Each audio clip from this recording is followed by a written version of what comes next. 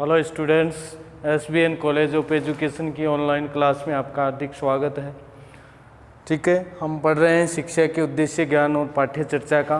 पाठ्य चर्चा में लॉर्ड कर्जन की शिक्षा नीति चल रही है आपकी, और इस शिक्षा नीति में हमने 11 मार्च 1904 में एक सरकारी घोषणा पत्र के तहत एक शिक्षा नीति के बारे में चर्चा कर रहे थे। उस चर्चा के अंदर हमने प्राथमिक शिक्षा के बारे में उद्घोषणा पढ़ी थी उनकी, और प्राथमिक शिक्षा की उद्घोषणा में उसने बताया था कि जो प्राथमिक शिक्षा है वो प्राथमिक शिक्षा जनसाधारण तक यानी प्रत्येक व्यक्ति तक पहुँचे, और उसकी क्षेत्रीय भाषा में क्या किया जाए, शिक्षा दी जाए, और कृषि विषय को अनिवार्य रूप से जोड़ा जाए। इस प्रकार की व्यवस्थाएं की गई थी। उसके बाद हमने पढ़ी थी माध्यमिक शिक्षा नीति। उनकी माध्यमिक शिक्षा नीति कैसी थी, उसकी माध्यमिक शिक्षा नीति में किस प्रकार का कार्यक्रम रखा जाए, कृषि विषय को अनिवार्य रूप से लागू किया जाए, व्यावसायिक शिक्षा की जाए। ठीक है, इन सब पे जोर दिया था। आज आपके आती है कृषि शिक्षा। देखो, लॉर्ड कर्जन की ये कृषि नीति भारतीय इतिहास में सबसे बड़ी रही है, और भारतीय इतिहास की दृष्टिगत स्थिति में अगर देखें तो भारत एक कृषि प्रधान देश है। भारत एक क्या है, कृषि प्रधान देश है, क्योंकि भारत की 70% वर्तमान स्थिति में भी देखें तो 70% क्या करती है, कृषि कार्य करती है, और 70% कृषि कार्य करती है। इसका मतलब कृषि शिक्षा देना जरूरी है, कृषि शिक्षा देना जरूरी है। तो उस समय में 1904 के समय में भी क्या स्थिति थी कि कृषिगत विशेषता भारत में सबसे ज़्यादा थी, इसलिए भारतीय शिक्षा में कृषि को जोड़ना एक विशेष दृष्टिगत कार्य किया जाता है। यानी इसमें कृषिगत विशेषता होने के कारण लॉर्ड कर्जन की शिक्षा नीति में ये स्पष्ट किया गया कि जो लॉर्ड कर्जन है उसकी भारतीय कृषि के लिए भारतीय क्षेत्र में भारतीय कृषि शिक्षा देने का ये बहुत ही बड़ा फैसला लिया गया। और कृषिगत विशेषता में इन्होंने कई कार्य स्थापित किए कि कृषिगत जो शिक्षा दी जा रही है उस कृषिगत शिक्षा में किस प्रकार की नीति हो, किस प्रकार के कार्य संचालित हो, किस प्रकार की स्थापना हो, कैसे विशेषज्ञ हो, और कैसे सामान्य या प्रौढ़ लोगों को जो कृषक हैं उन कृषकों को कैसे शिक्षा मिले। तो इसके लिए कई प्रावधान उन्होंने किए, और उन प्रावधानों में भी उन्होंने स्पष्ट किया कि भारत है जो कृषि प्रधान देश है, कृषि की प्रधानता है, और कृषि की प्रधानता होने के कारण भारतीय कृषि को विशेष दर्जा मिलना चाहिए। और भारतीय कृषि कब विकसित होगी, जब भारतीय पाठ्यक्रम में कृषि शिक्षा को जोड़ा जाएगा, यानी कृषि विषय को जोड़ा जाएगा, तभी भारत में भारतीयों को कृषि के बारे में ज्ञान अधिक प्राप्त होगा, उन्नत कृषि करेंगे। ठीक है, उसके बारे में जानकारी प्राप्त करेंगे कि मृदा कैसी है, भौगोलिक स्थिति कैसी है, इसके साथ साथ उन्नत बीज कैसे हैं, कीटनाशक दवाइयाँ कैसी होनी चाहिए। ठीक है, इन सब के बारे में वो क्या करेंगे, ज्ञान अर्जित करेंगे, और उस ज्ञान से ही वो कृषिगत विशेषताओं को क्या कर सकते हैं, अच्छी तरह से समझ सकते हैं। तो इसके लिए कृषि शिक्षा के लिए उन्होंने क्या, लॉर्ड कर्जन ने किस प्रकार की कार्य नीति अपनाई, तो वो कार्य नीति अपनाई कि सबसे पहले तो क्या किया इन्होंने कि प्रांतीय स्तर पर कृषि विभागों की स्थापना की जाए। यानी जो प्रांत हैं, जो राज्य स्तर हैं, उन राज्य स्तर या जिला स्तर हैं, संभागीय स्तर हैं, उन संभागीय स्तरों पर क्या किया जाए, कृषि विभाग बनाए जाए। क्या बनाए जाए, कृषि विभाग की स्थापना की जाए। और उन कृषि विभागों की स्थापना से ये स्पष्ट हो गया कि कृषि के जब विभाग खुल जाएंगे तो कृषि के प्रति लोग क्या होंगे, जागरूक ज़्यादा होंगे, और सामान्य रूप से कृषि की शिक्षा प्राप्त करेंगे। तो सबसे पहले उन्होंने क्या काम किया कि प्रांतीय स्तर पर कृषि विभागों की क्या की जाए, स्थापना की जाए। दूसरा काम क्या किया उसने, बिहार के पूसा क्षेत्र में, बिहार का जो पूसा क्षेत्र है उस पूसा क्षेत्र में कृषि अनुसंधान केंद्र की स्थापना की। तो यूँ भी मान लो कि भारत में प्रथम कृषि अनुसंधान केंद्र कहाँ खोला गया, बिहार में पूसा में, और किसके द्वारा खोला गया, लॉर्ड कर्जन के। इसलिए शिक्षा पर अधिक जोर दिया जाता है। इस बात से ये स्पष्ट होता है कि कृषि अनुसंधान केंद्र खुलने का मतलब कि बिहार एक क्या है, उपजाऊ क्षेत्र है, नदियों का क्षेत्र है, सिंचाई का क्षेत्र है, और इस कारण वहाँ उन्नत कृषि का क्या हो सकता है, विकास हो सकता है। तो इसी को आधार मानकर उसने क्या कर दिया, वहाँ कृषि अनुसंधान केंद्र की क्या कर दी, स्थापना कर दी। और कृषि अनुसंधान केंद्र के साथ भारतीय कृषि कार्यों में वैज्ञानिक समावेश भी किया। यानी भारतीय कृषि कार्यों में आगे दे रखा है, भारतीय कृषि में कृषि वैज्ञानिकों का क्या किया गया, समावेश किया गया। यानी भारतीय कृषि में सबसे ज़्यादा किसका विकास हो, वैज्ञानिक दृष्टि से इसका विकास हो। जिस प्रकार हमारे यहाँ जोधपुर में काजरी है, ठीक है, काजरी अनुसंधान केंद्र है जो शुष्क अनुसंधान केंद्र से के नाम से जाना जाता है, कि उसमें किस प्रकार के शुष्क क्षेत्र है, तो शुष्क क्षेत्रों में किस प्रकार के वन्य क्षेत्र या बीजों की उत्पत्ति की जा सकती है जो कम पानी में भी अधिक उत्पादन दे सके। तो इन अनुसंधान केंद्र के लिए क्या किए गए, कृषि वैज्ञानिकों का समावेश किया गया, यानी विशेषज्ञ इसमें जोड़े गए, कृषि विशेषज्ञ, कृषि वैज्ञानिक इसमें नियुक्त किए गए, जिससे कि भारतीय कृषि का क्या हो सके, विकास हो सके। इस प्रकार का दृष्टिकोण लॉर्ड कर्जन का भारतीय कृषि के प्रति था। उसके बाद उन्होंने किया प्रांतीय स्तर पर कृषि कॉलेजों की क्या की जाए, कॉलेजों की क्या की जाए, स्थापना की जाए। यानी जो प्रांतीय स्तर है, प्रांतीय स्तर पर एक तो कृषि विभाग खोले जाए, कृषि विभाग के साथ साथ क्या खोले जाए, एग्रीकल्चर कॉलेज होनी चाहिए प्रांतीय स्तर पर। प्रत्येक प्रांतीय स्तर पर क्या हो, कृषि कॉलेजों की स्थापना, और कृषि कॉलेजों की स्थापना होगी तो लोगों को सबसे ज़्यादा क्या मिलेगा, ज्ञान प्राप्त होगा, उन्नत बीज मिलेंगे। तो इस प्रकार की दृष्टिगत रखते हुए उन्होंने क्या किया, प्रांतीय स्तर पर कृषि कॉलेजों की स्थापना की। उसके बाद है प्रौढ़ कृषकों का सामान्य कृषि की जानकारी। प्रौढ़ जो कृषक हैं यानी जो बुजुर्ग कृषक हैं, क्योंकि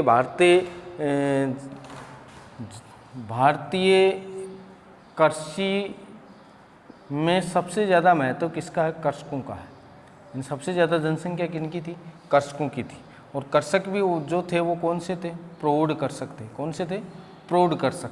और प्रौढ़ कृषकों को सबसे ज़्यादा किसकी शिक्षा मिलनी चाहिए, सामान्य कृषि की जानकारी होनी चाहिए। यानी अनुसंधान केंद्रों पर उनको क्या किया जाए, इनके बारे में इंगित किया जाए, कृषि के बारे में, कि जो कृषि कार्य है वो कृषि कार्य किस प्रकार से संभव है, किस प्रकार से कृषि की जाए, किस प्रकार से सिंचाई की जाए, किस प्रकार से उनके लिए उपयोगी जो कार्य हैं वो कैसे सिद्ध हो। तो प्रौढ़ कृषकों को भी क्या दी गई, सामान्य जानकारी दी गई। कौन सी जानकारी दी गई, सामान्य रूप की जानकारी दी गई, कि कृषकों को सामान्य रूप से क्या मिले, कृषि की संबंधी जानकारी मिले। यानी कृषि का मतलब है कि हम जो आपका खेत है उस खेत में किस प्रकार की कृषि करें, तो इसके 4 कृषि पद्धति अपनाई गई, कि इसमें एक बार इसमें बोया जाए, दूसरी बार इसमें, तीसरी बार इसमें, फिर दोबारा यहाँ से प्रक्रिया प्रारंभ हो। तो इस प्रकार की चक्रीय विधि के बारे में भी उनको ज्ञान हो, एक ही एक बीज का उपयोग ना करें, ठीक है, सिंचाई किस समय की जाए। तो इन प्रकार की सामान्य जानकारी कृषकों को दे सके, इस प्रकार की संरचना के बारे में उन्होंने स्पष्ट किया। उसके बाद क्या, कृषि शिक्षा के पाठ्यक्रम का समावेश किया। यानी कृषि में पाठ्यक्रम, कृषि शिक्षा में पाठ्यक्रम किससे संबंधित हो, कृषि से संबंधित हो। और कृषि से संबंधित होगा तो ज़्यादा से ज़्यादा क्या करेंगे, कृषि के बारे में जानकारी प्राप्त करेंगे। ये सारी प्रक्रियाएं जो थी, ये प्रक्रियाएं कृषि से संबंधित थी, क्योंकि भारत क्या था, एक कृषि प्रधान देश था। भारत क्या था, एक कृषि प्रधान देश था। और भारत कृषि प्रधान देश होने के कारण ही इस प्रकार की स्थिति पैदा हुई, ठीक है। उसके बाद है लॉर्ड कर्जन एवं नैतिक शिक्षा, यानी लॉर्ड कर्जन ने नैतिक शिक्षा के बारे में क्या स्पष्ट किया। लॉर्ड कर्जन की नैतिक शिक्षा किया है कि नैतिक शिक्षा के आधार पर उन्होंने किया कि पुस्तकालय की स्थापना की। क्या की, पुस्तकालय की स्थापना की, और पुस्तकालय में नैतिक ज्ञान दिया जा सके। इसके अनुसार इसके अकॉर्डिंग उन्होंने किया कि अनुशासनात्मक वातावरण हो, अनुशासनात्मक वातावरण के साथ उच्च चरित्रवान क्या हो, शिक्षक हो। वो इसके साथ साथ क्या स्पष्ट किया कि उनकी अवधारणा थी कि बालक एवं वातावरण दोनों का समावेश कहाँ होता है, विद्यालय में होता है। बालक और वातावरण, यानी बालक का वातावरण के साथ समायोजन होना चाहिए, और बालक का वातावरण के साथ समायोजन होना चाहिए तो बालक उसी वातावरण के साथ क्या करता है, समायोजित करता है। क्यों, क्योंकि अगर किसी का पिताजी कृषि करता है तो उसका बेटा भी क्या करेगा, कृषि के बारे में जानकारी रखेगा, ठीक है। तो इसी प्रकार की वातावरणीय स्थिति के बारे में उसने पुस्तकालय, ठीक है, और चरित्रवान शिक्षकों की क्या की, नियुक्ति की, जिससे कि बालकों को क्या मिल सके, नैतिक शिक्षा का विकास हो सके। ये किसकी थी, लॉर्ड कर्जन की शिक्षा नीति बताती है। उसके बाद है पुरातत्व विभाग की स्थापना, ठीक है। लॉर्ड कर्जन ने पाश्चात्य संस्कृति को अपनाते हुए उसमें भारतीय शिक्षा क्या किया, भारतीय संस्कृति का क्या किया, समावेश किया, कि भारतीय संस्कृति के अवशेष बचाने के लिए, क्योंकि पाश्चात्य, ये स्थिति कहाँ पैदा हुई कि पाश्चात्य जो संस्कृति है, ये पाश्चात्य संस्कृति भारतीय संस्कृति का क्या कर रही है, हनन कर रही है। और भारतीय संस्कृति का जब हनन कर रही है तो स्थिति क्या पैदा हो सकती है? स्थिति पैदा हो सकती है कि भारतीय संस्कृति में इस प्रकार की स्थिति आ जाएगी कि भारतीय संस्कृति धीरे धीरे क्या हो जाएगी? विलुप्त हो जाएगी, विलुप्त हो जाएगी भारतीय संस्कृति। इसलिए भारतीय संस्कृति को संरक्षण प्रदान करने के लिए उन्होंने पुरातत्व विभाग की क्या की? स्थापना की। और कब की? 1904 में, इस उद्देश्य से की कि भारतीय जो संस्कृति है वो लंबे समय तक सुरक्षित रह सके, बच सके। इसलिए उन्होंने क्या की? 1904 में पुरातत्व विभाग की क्या की? स्थापना की। और इसका मुख्य उद्देश्य क्या रखा गया? इसका मुख्य उद्देश्य रखा गया कि भारतीय जो संस्कृति है, उस भारतीय संस्कृति को पाश्चात्य संस्कृति से क्या किया जा सके? बचाया जा सके। इस प्रकार की लॉर्ड कर्जन की शिक्षा नीति रही। यानी लॉर्ड कर्जन की शिक्षा नीति में हमने पढ़ा कि 1904 में 11 मार्च 1904 को क्या किया गया? उसने एक सरकारी पत्र की घोषणा की और उस घोषणा में ये सरकारी घोषणा में ये उद्घोषित किया कि प्रत्येक मनुष्य को क्या किया जाए? अंधविश्वास, कुरीतियाँ, इनको दूर करके जनमानस तक क्या पहुँचाई जाए? शिक्षा पहुँचाई जाए। अगर हम जनमानस तक शिक्षा पहुँचाएंगे तो प्रत्येक व्यक्ति शिक्षा के बारे में जागरूक होगा। और इसलिए उन्होंने प्राथमिक शिक्षा पर विशेष जोर दिया था। और प्राथमिक शिक्षा के बारे में उन्होंने बताया था कि जो एजुकेशन है प्राथमिक शिक्षा का, वो क्षेत्रीय भाषा में होना जरूरी है। कौन सी भाषा में होना जरूरी है? क्षेत्रीय भाषा में होना जरूरी है। और क्षेत्रीय भाषा में प्राथमिक शिक्षा होगी तो वो सुदृढ़ होगी, अच्छी होगी, जिससे कि प्रत्येक बालक को क्या मिल सके? एजुकेशन मिल सके। और वो इसी आधार पर उस पर जोर दिया। ठीक है। उसके बाद उन्होंने माध्यमिक शिक्षा पद्धति के बारे में बताया कि माध्यमिक शिक्षा पद्धति कैसी होनी चाहिए। उसमें माध्यमिक शिक्षा पद्धति में एक विषय जोड़ा, कृषि शिक्षा। और कृषि शिक्षा के लिए उन्होंने इस प्रकार के कार्यक्रम रखे। ये थी आपके लॉर्ड कर्जन की शिक्षा नीति। क्या थी? लॉर्ड कर्जन की शिक्षा नीति। अब हम पढ़ेंगे यूनानी शिक्षा। कौन सी शिक्षा पढ़ेंगे? यूनानी शिक्षा। यानी यूनानी शिक्षा पद्धति में अरस्तु, प्लेटो जो है उनकी क्या भूमिका रही? यूनानी शिक्षा। प्राचीन यूनानी परंपरा, प्राचीन यूनानी परंपरा। यानी प्राचीन समय में यूनानियों की क्या परंपरा थी? हमारे यहाँ शिक्षा की कैसी परंपरा थी? ये थी। इससे पहले जो हमने मैकाले की ये शिक्षा नीति पढ़ी वो आधुनिक शिक्षा नीति का प्रारूप था। ठीक है। उससे पहले हमने पढ़ी थी ऑफलाइन क्लासों में वैदिक शिक्षा पद्धति पढ़ी थी कि भारत में वैदिक शिक्षा प्रणाली कैसी थी, ज्ञान दर्शन कैसा था, शिक्षा का क्या उद्देश्य था, शिक्षा क्यों दी जाती थी, शिक्षा की परिभाषा क्या थी, ज्ञान क्या होता है, इन बारे में हमने अध्ययन किया था। अब पढ़ेंगे हम प्राचीन यूनानी परंपरा शिक्षा पद्धति, जिसमें सुकरात, प्लेटो और अरस्तु, सुकरात, प्लेटो, अरस्तु, इनकी शिक्षा के बारे में पढ़ेंगे हम। ठीक है। तो सबसे पहले हम सुकरात का शिक्षा दर्शन पढ़ते हैं। सुकरात का शिक्षा दर्शन था 470 ईस्वी से 399 ईस्वी पूर्व। 470 से 399 ईस्वी पूर्व सुकरात ने अपनी शिक्षा के बारे में अपने विचार दिए थे। सुकरात, प्लेटो, अरस्तु, ये जो दार्शनिक हैं ये कौन से हैं? यूनानी दार्शनिक हैं। कौन से दार्शनिक हैं? यूनानी दार्शनिक हैं, जो 470 से 399 ईस्वी पूर्व में अपनी प्रक्रिया बताई। और कितनी वर्ष तक? 40 वर्ष तक। ये 40 वर्ष की उम्र में ये क्या हो गए थे? खत्म हो गए थे। यानी 40 वर्ष की उम्र तक अपना एजुकेशन उन्होंने दिया था। ठीक है। और इनका जन्म हुआ था 439 को। जन्म कब हुआ था? 439 को। सुकरात का जन्म कब हुआ था? 439 को।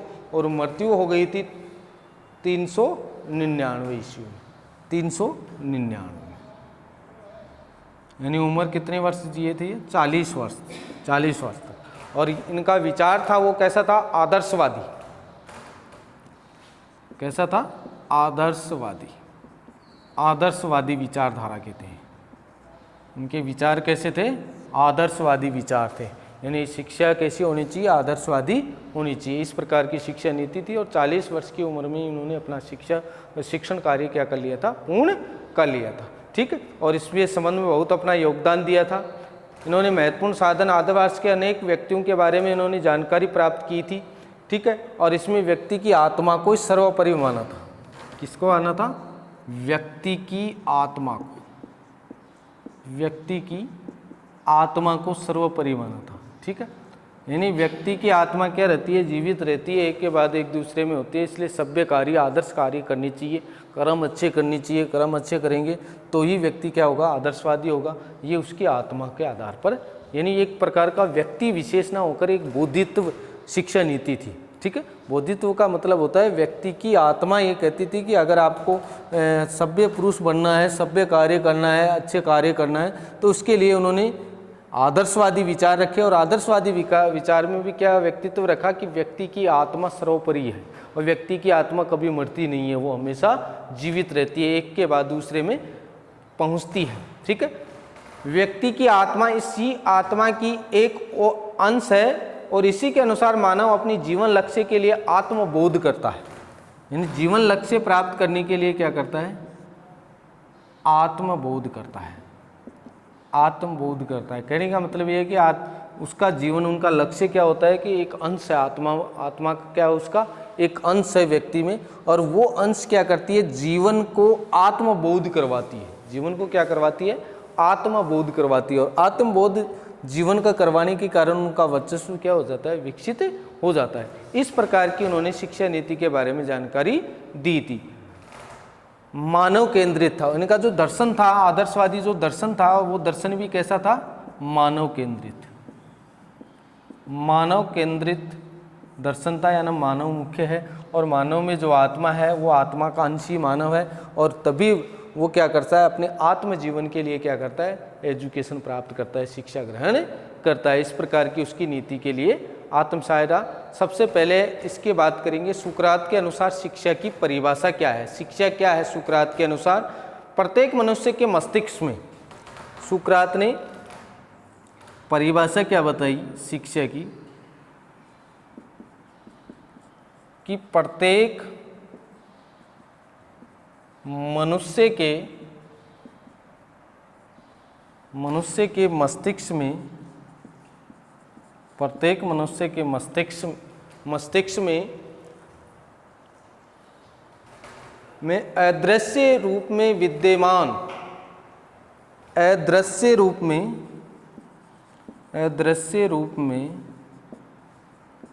विद्यमान, अदृश्य रूप में विद्यमान सांसारिक